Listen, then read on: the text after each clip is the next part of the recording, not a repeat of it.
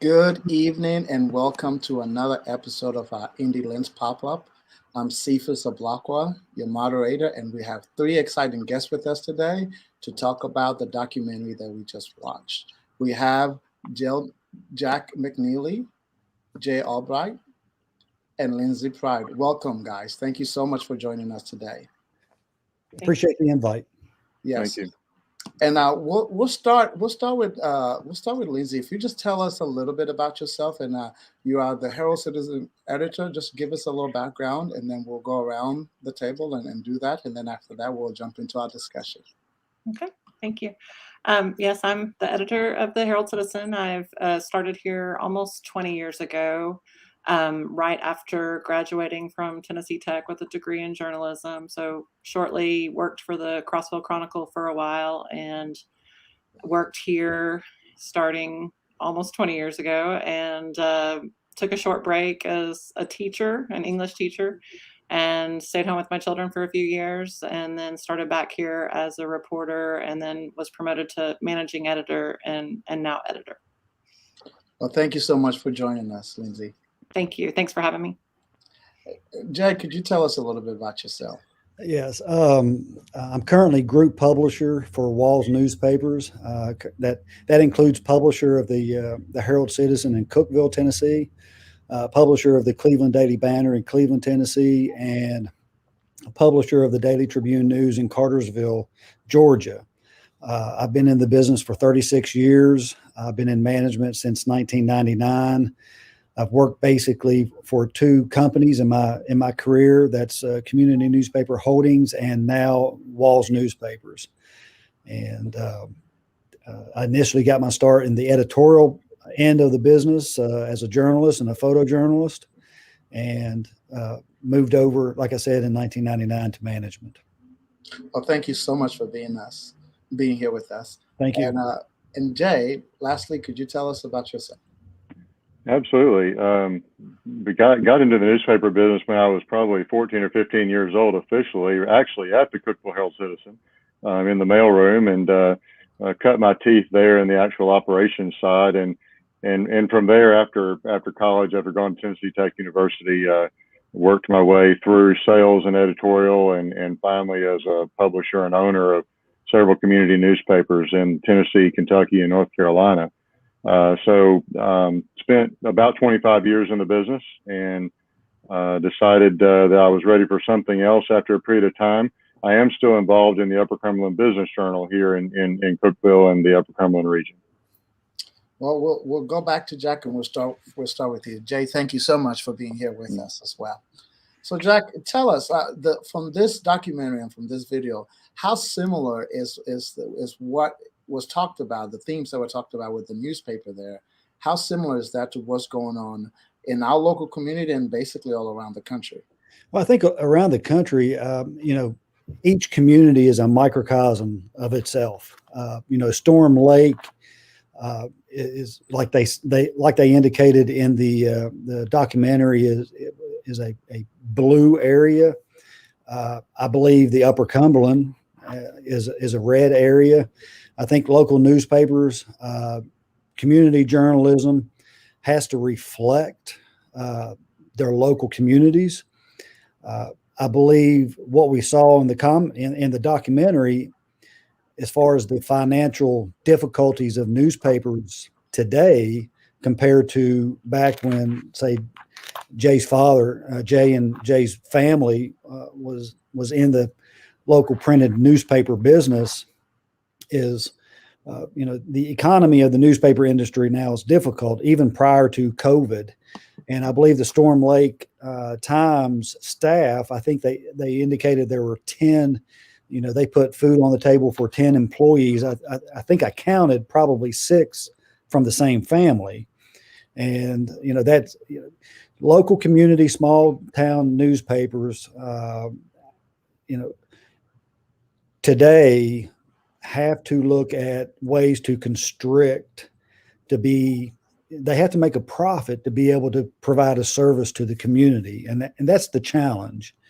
And if there's one thing that I can say today for the Upper Cumberland area and the other areas, the other markets that I oversee, the biggest challenge facing community newspapers is all about relevance.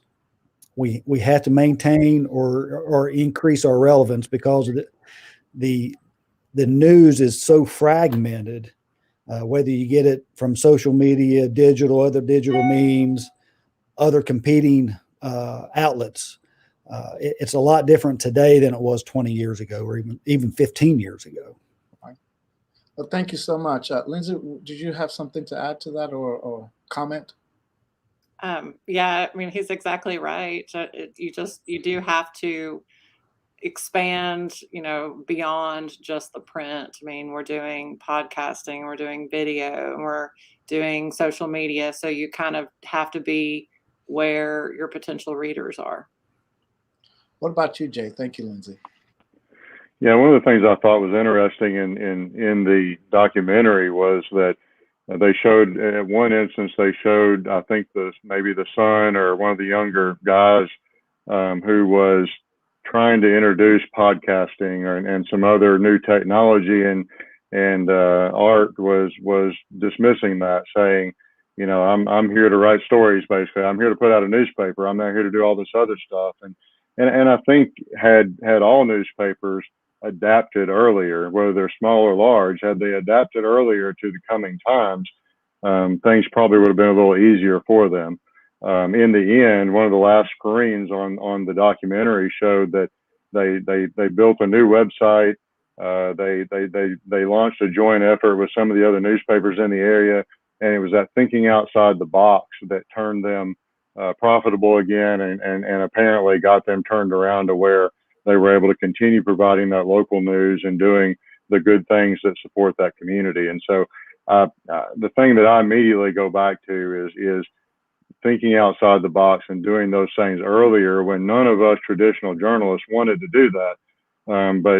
But had we done it, I think life would have been a lot better today.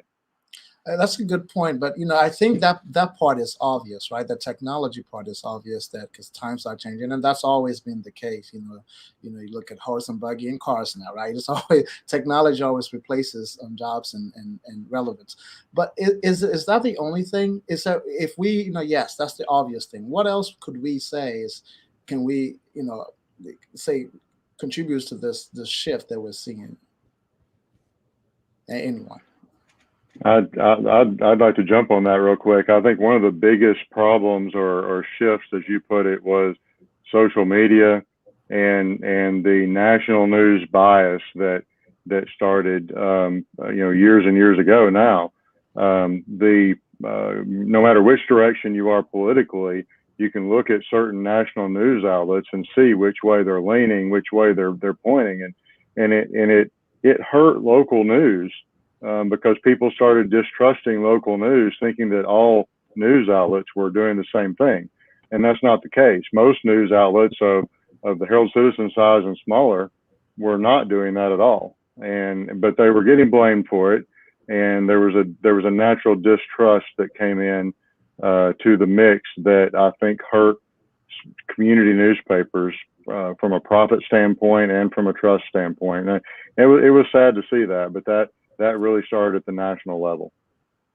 Yeah, and to echo Jay's sentiments there, just go back 4 years, and I will preface this comment by saying that I'm as conservative as the next person. I've voted for Trump, but one of the issues that I have and will continue to have with Donald Trump is his fake news narrative. And just to speak on Jay's point, is folks take that from the national level, the mainstream media, and apply that to their local news. And that's a tough pill to swallow for those of us in the business on a community level that are trying to our best to provide a service to the community through credible news reporting. And a lot of folks don't see it that way. Lindsay, did you want to add or say anything to it? Sure. Yeah, I agree with what Jay and Jack have said. I mean, there are bad actors in every profession. And it feels like a lot of times that a few people give a name to everybody else when that's not the case. And what the case is that majority of journalists are just working hard, just like any other, police officer or attorney or, ambulance driver. So, a few people give the rest of us who are working hard and doing our best a bad name sometimes, it feels like. Yeah, so I want to go back to that, Jack, what you said about just with the age of fake news. Um, is there any more room left to kind of reclaim some of that, or is that boat just gone? I mean, because now, you just go to YouTube, and no matter where you fall politically, you can just Google what the other news station, the other side is saying that's fake news, right? And you can find it. So is that gone, or are we in a new age, or can this be reclaimed? That's a good question. I don't know that it can be reclaimed. I know that myself, I know that Lindsay, I know the staffs that are in our markets, and every similar market throughout the country is doing everything in its power and its ability to reclaim the credibility of local journalism. We're the only folks that do local. If one part, and I don't want to vary too far away from your question, but one part of the documentary that I did want to touch on exclusively is the part where they were talking about newspapers closing throughout the country. 1 in 4, I think they said. Right. They had a visual of papers being stacked upon papers, with front page stories about the epitaph of the paper's demise. So, the biggest fear I have are communities such as Cookeville and Cleveland and Cartersville is those papers not being able to survive. And don't take me wrong, that's not the case in Cookeville and Cleveland and Cartersville, but the economy of the business must turn around, or else these communities will lose their newspapers. And that's the biggest fear I have. Case in point, here in Cleveland, the ARP funds that the county governments and the city governments recently received from the federal government, here in Cleveland, the Bradley County Commission voted to pay $10,000 bonuses to county employees, $10,000 and $6,000 bonuses to county employees, and which I think is a farce, because that's almost 35% of their $21 million that they receive. They're given in bonuses to county employees. If it weren't for the newspaper to point that out, I believe more, shall I say, I guess, unscrupulous dealings could occur. Right. So, right. Thank you so much. Jake, could you respond to that? Do you feel like we can reclaim some of this, or is that gone? I think it can be reclaimed over a period of time, but we're talking about a generation or more of this deteriorating over the years, and it'll take a lot of undoing the bad in order to get back to the good. I agree with what Jack said. I mean, that was a great example of being the community watchdog of sorts that community journalism has been about for a long time. Now, I think there's a mix between being that community watchdog and being the community supporter. You've got to be a little bit of both. But have to be an advocate.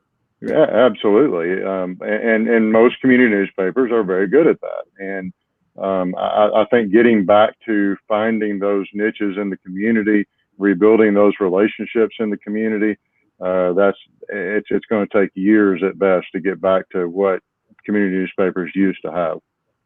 What about you, Lindsay? What do you think?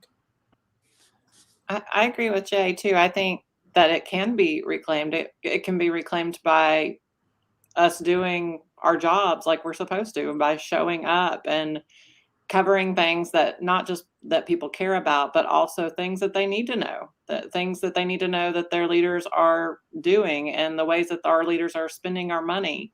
And if no one is talking about it, if nobody is reporting how our money is being spent, then who's gonna protest, who's gonna know what's happening without these community newspapers.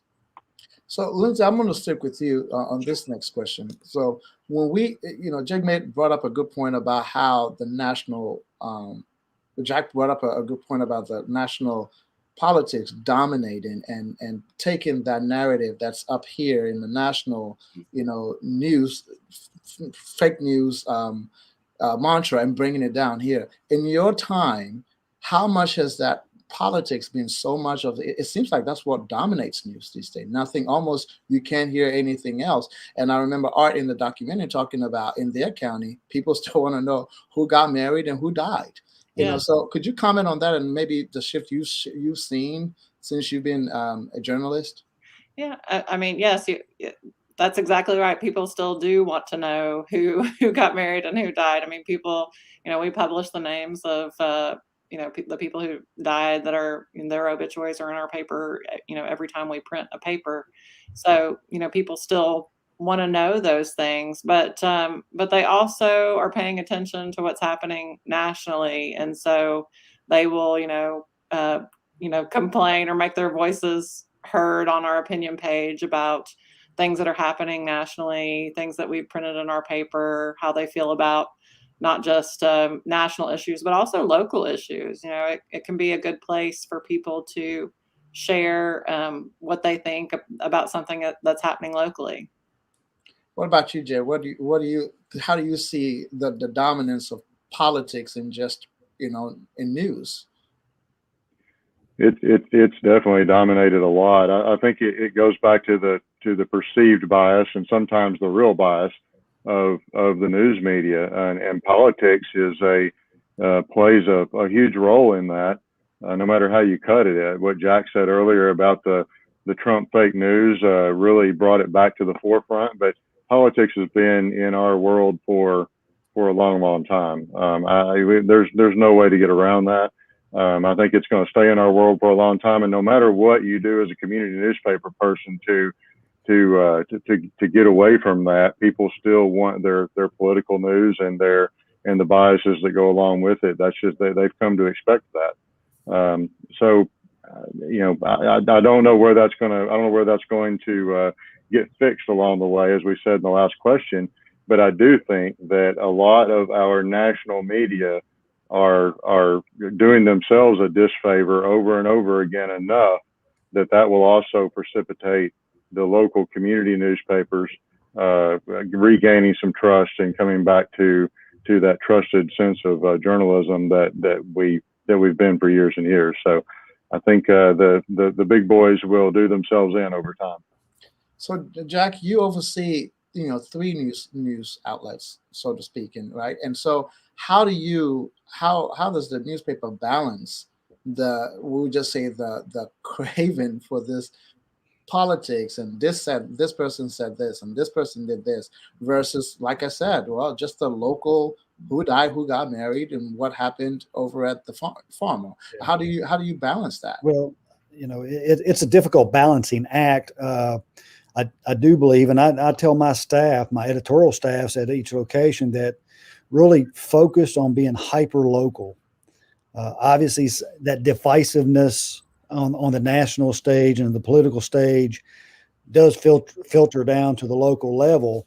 But as Jay mentioned before, and I didn't want to come across like the newspaper shouldn't be advocates of the communities. We certainly should be. We should be watchdogs. We should be advocates. When someone wants to know about their community, they should turn to the local community newspaper, whether it be in digital, whether it be in print. And just being local and not focusing as much on the national agendas, I think is important for the local newspapers. What about we touched on this a little bit, and I think it was Jay that mentioned it with social with social media these days. It used to be we have writers like Lindsay to listen to, but now everyone has a stage, everyone has a platform, everyone has a following, everyone has, and we know how those algorithm works. And I think in one of our last episode of Indie Lens, we had computer science people here, and they were telling us that these algorithms, the way they work is you don't see all the news. They really find what they know caters to you. So you may, Jake may say something positive that I would like, but I wouldn't hear that. I'm only going to see the thing he posts that I disagree with. So with that said, how are journalists supposed to stay, in a sense, relevant? Because we've got people that are younger that really don't understand that, this is a skill, this is a trade, this is something that you actually learn to do. So could y'all touch on that a little bit on as a teacher and as an educator, how do we, in a sense, start to work that back into our schooling, or do we even need to do that? I'll take that up. I think that your colleges, your universities, I think it started about a decade ago, where the journalism schools became multimedia schools, and for a reason, the digital aspect. But I think that watered down somewhat of the true aspect of being a journalist, being a writer. Somebody to dig in and get information. They tried.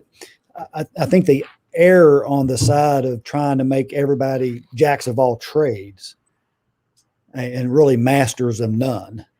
And I find that when we're interviewing for, whether it be editors, whether it be, entry level writers, and let me say that, when we needed to name somebody at the Herald-Citizen, Lindsay was a perfect example of somebody who took her skill and her desire and made an impact.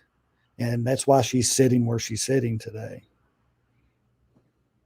Lindsay, could you add to that?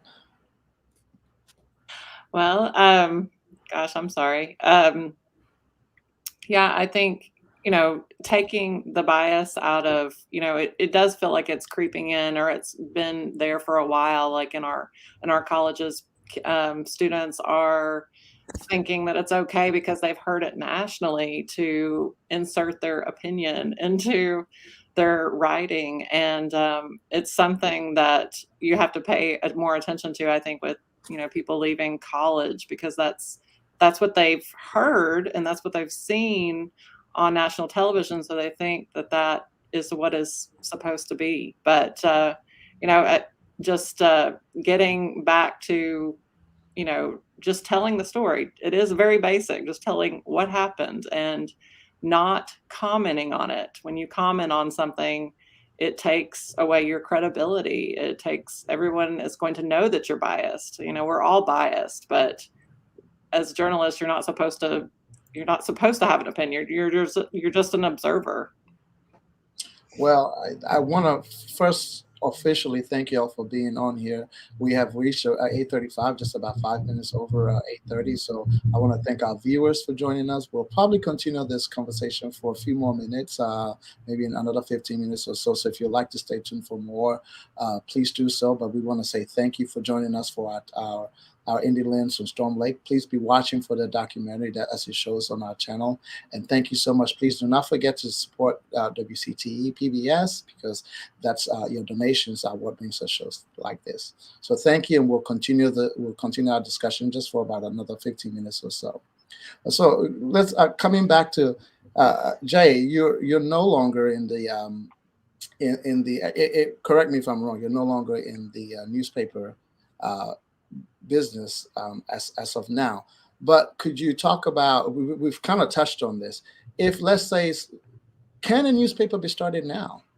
Are we just looking to save what we have now, or if there is needed to be, is this a profession that you would, I would say, encourage anyone to go in, or is this just one of those things that we're just just keeping what we have? Yeah, I don't think you would see too many newspapers start today that are of the traditional format, at least. You might see instead of being newspapers, so to speak, they might be information providers or something along those lines, but it would most likely be digital. The thing that the main thing that newspapers struggle with, I think, today is on the advertising side or the revenue side is how do you compete against all the digital options that are out there right now? A lot of newspapers have taken some of those digital options and run with them themselves, which is great, but you don't monetize that from a revenue standpoint the way that you do in the old way of selling what we called run of press advertising or insert advertising. You've got a lot of challenges there to try to make up that money. So if I were going to try to start a media company of some sorts today, it would be heavily on the digital side. Probably would not be print at all, and it would be a way for me to be able to track my results and show my advertisers exactly what I'm getting for them in the way of traffic and clicks and impressions, everything else. So that's the real challenge. And so the short answer is no, I would not start a newspaper today. Would I start a media company though? Yeah, quite possibly, and it would involve local news at that point. And Jack, what Jay is saying, is there a way to keep what writers and journalists like Lindsay, what they do, and take that integrity and bring it over to the digital side? Or is there something that's just tied to that hard print paper? Well, I mean, you take a look at over the last year, the Herald-Citizen in Cookeville was the first of the 3 newspapers that I oversee that converted to a digital first format. I would venture to say that our website, we have well over 70,000 unique visitors every month. We've implemented podcasting, a weekly podcast. We've generated digital revenue. Now, Jay's right. It's not going to be to the tune of what newspapers used to generate through display advertising. So we just need to be smarter. I think the journalists, as far as producing our content online first and then packaging that in print 3 days a week, or perhaps 2 days a week, or perhaps down the road 1 day a week.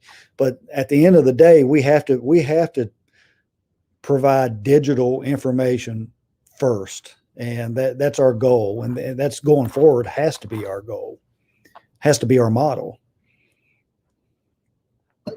This is a question, Lindsay here.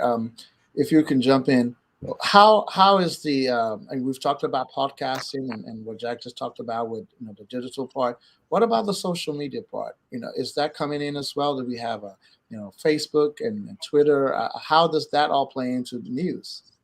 Yes, yes, we also use social media to promote and also draw people to our website, to our newspaper, to the print paper, to the digital news that we're doing all the time. And I think just making sure that we are paying attention to what our readers tell us that they want.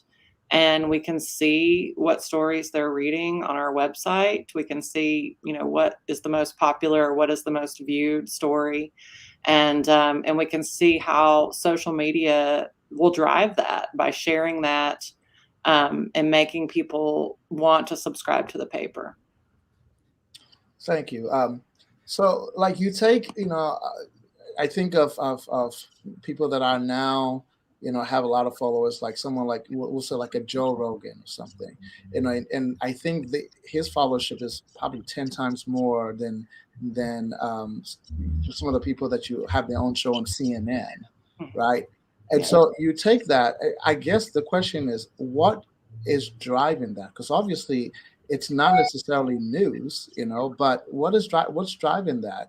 Any one of you can jump in and say it in here. What's driving his success? Well, yes, I guess he's just one example, but I feel like I can name 10 of those. Whereas we've already talked about how the distrust is there, but is there something that's changed in us? Because, you take my parents, my grandparents, they're not as interested in that type of, of information given, right? And so I guess the question is there this shift that's happened, and how can the traditional news be roped into that in a sense? And I think it goes back to the divisiveness of the country right now too. I think people find their wave and they ride it, and they speak to their segment of society. Can newspapers jump on board and do that? Again, that's a difficult question for me to answer, but we certainly try our best to be the provider of local news in the community. On a national level, your Joe Rogans, that's. I'm not saying it's an anomaly. Obviously, they're monetizing their platform, and certainly it would be great if the Herald-Citizen could capture some of that. Well, I think most of those people on the national level are also politically motivated one way or the other, and so like Jack said, they are getting that segment that's already appealing to them. If the Herald-Citizen, for instance, started doing that, they stand to lose the credibility of their regular news at that point. What's opinion and what's fact? And correct. I know one thing that we've always dealt with in the newspaper business is you make sure that anything that's opinionated, anything that's op-ed related, goes on the opinion page. Everything else has to be known to be factual. That way there's no mixing of the two, and your readers always know what they're getting on each page of the newspaper. And so the Joe Rogans of the world don't have to worry about that. All they have to worry about is just speaking whatever's on their mind at any given time. Yeah, and I think that to me, the real competition is, those Joe Rogans of the world with the I don't want to mention any names on any news network, but you take any one of the news network, and what we would traditionally think of as journalists, to me, as a layperson that's not in your field, I wouldn't necessarily call them journalists, and I wanted to hear your thoughts on that, because it's still, these shows, on whether CNN, Fox, or any one of those, still are presented in the way that this is a journalistic, this is a news, but that's still different from what we're talking about. Or am I misreading it? I don't think you're misreading it. I think there are a lot of gullible people out there, and if they buy into that biasness, shame on them. Well, and I would also go to say that, most of the time, the people in this day and age who go to Fox News are going to be more conservative. Most of the time, people who go to CNN or MSNBC are going to be a little bit more liberal. A community newspaper doesn't want that label. They want people to come to them and read the news that they have to offer because they're interested in their local community, not because they have a political bias one way or the other. So I think that's part of the difference between national and local. In our case, whether it's the Herald-Citizen, whether it's any other community newspaper doing their job, they want everybody. They want all the readers they can get. And so if you're biased in some way, and that's known, you're going to lose a good percentage of those people. Lindsay? Yes, I would definitely agree with that. You just, you don't want to, paint yourself in that way, because you do have people on both, political sides living in a community, even though, we are in a red state, in a red county. People still want to feel like that they have a place in the community newspaper, that we are going to report about things that are important to them, that it's not just It's not just politics and trying to get a rise or reaction out of people. Well, we certainly appreciate the work that you guys do, and I want to say thank you. And if you have any last words or last remarks, I will definitely want to allow you to say something. I want to start with say, Jack, thank you so much for coming and for your time. I know you're 1 hour ahead, so I do not want to keep you any longer. And Lindsay, No worries. Lindsay, say thank you so much for also being here. And Jay, we also want to say thank you so much. This has been very informative and a very helpful discussion. And we definitely really need people in places like you guys telling us just basically the facts, like you said, and what happened. And I mean, if there's anything you would like to say in closing, I'll let you do that. And if not, then we'll thank our guests as well. I would just say real quick, I enjoyed watching the documentary. It brought back a lot of memories from my days in the newspaper world, and I don't think there was much in that video that I hadn't done before or hadn't seen before. So it was a nice little drop back in time for me. Well, thank you so much, and thank you for being here, Jack. Yeah, thank you for the same. The documentary was insightful. I mean, not insightful, but it was a lens into our industry, and I hope the folks took it to heart that newspapers provide a meaningful. We're a pillar in the society, in the community, and I would like to ask folks: can you imagine your community without a local community newspaper? And that's it. I appreciate your time. Thank you so much. And Lindsay, before you give us your last word, if you wanted to comment a little bit I had one question here that I forgot to ask Sure. from a viewer. How did maybe the pandemic has affected the circulation of the Herald-Citizen and or in general, just newspaper in general, on top of everything we've talked about? So if you want to say a few words before you close out, that would be great. Sure. Yes. The pandemic was a struggle for all of us, all newspapers, but I think the thing that we can be proud of is that we still continue to print a paper. We still continue to provide news online every day, even if we had employees working from home, even when people got sick, we still provided that service to the community, and we didn't stop doing that because of COVID. Well, thank you so much, Lindsay, and thank you for being here. I want to say thank you again for everyone for being here. Thanks to our audience for watching us. Just remember that the session is also recorded and will be available on WCTE.org/IndieLens. So please watch it again if you need to, and be looking out for the premiere of Storm Lake on our channel. Thank you so much, and have a wonderful night. Thank you.